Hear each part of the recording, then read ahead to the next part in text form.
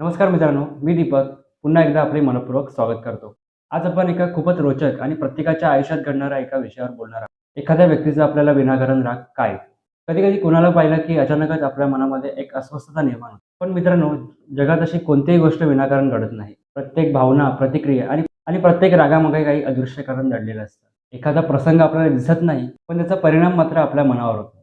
आपण ऑफिसमध्ये रोज बघणारे सहकारी असो किंवा शेजारी-पाजारी. कधी कोणाला पाहून मनामध्ये अस्वस्थता निर्माण होते, तर कधी कोणाकडे बघूनच मनामध्ये त्रास निर्माण. कारण एकच, त्यांचे विचार, त्यांच्या भावना आणि त्यांच्या वाइब्स आपल्या मनावर परिणाम करत असतात. हो, वाइब्स म्हणजे काय? जसं एखाद्या ठिकाणी गेल्यावर वातावरण आपल्याला पटकन सुखावून टाकतं. कधी-कधी एखाद्या जागी आपल्याला अस्वस्थ वाटते. तसंच व्यक्तींचे विचार आणि मनस्थिती अदृश्य लहरींसारख्या आपल्या मनापर्यंत पोहोचत असतात. खरं तर मानसशास्त्र सांगतं, आपण अनेकदा व्यक्तीचा चेहरा नव्हे, तर त्यांच्या मनातील भावना वाचत असतो. जर एखादी व्यक्ती तुमच्याबद्दल चांगला विचार करत नसेल, त्याला तुमचं भलं नकोसं वाटत असेल किंवा त्यांची तुमच्याबद्दलची असलेली भावना कायम निगेटिव्ह असलेली असेल, तर त्या निगेटिव्ह लहरी तुमच्यापर्यंत पोहोचत असतात आणि तुम्हाला कळत-नकळत त्या व्यक्तीचा राग येऊ लागतो. एक छोटंसं उदाहरण द्यायचं झालं, तर स्वयंपाकघरात काही चविष्ट पदार्थ बनत असेल, तर त्याचा सुवास आपल्या नाकापर्यंत पोहोचतो.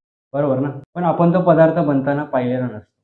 तसंच काही लोकांची नकारात्मकता आपल्या नजरेस दिसत नाही, पण तिचा गंध आपल्या मनापर्यंत पोहोचत असतो आणि तो आपल्याला अस्वस्थ करतो. कधी-कधी कारण आणखीन सोपं असतं. त्यांची आयडिओलॉजी आपल्याला पटत नाही. आपली मतं वेगळी आणि त्यांची मतं वेगळी.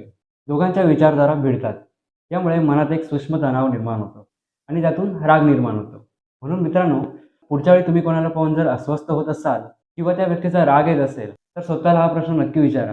त्याची वाइब्स माझ्याशी जुळत नाहीयेत का? किंवा की त्याची विचारसरणी माझ्या स्वभावाला विरोध करते. आपण दिसणाऱ्या गोष्टींवर निर्णय घेतो, पण दिसत नसलेल्या गोष्टी आपल्यावर अधिक परिणाम करतात. हे लक्षात ठेवा. व्हिडिओ आवडल्यास व्हिडिओला लाईक आणि चॅनलला सबस्क्राईब करा.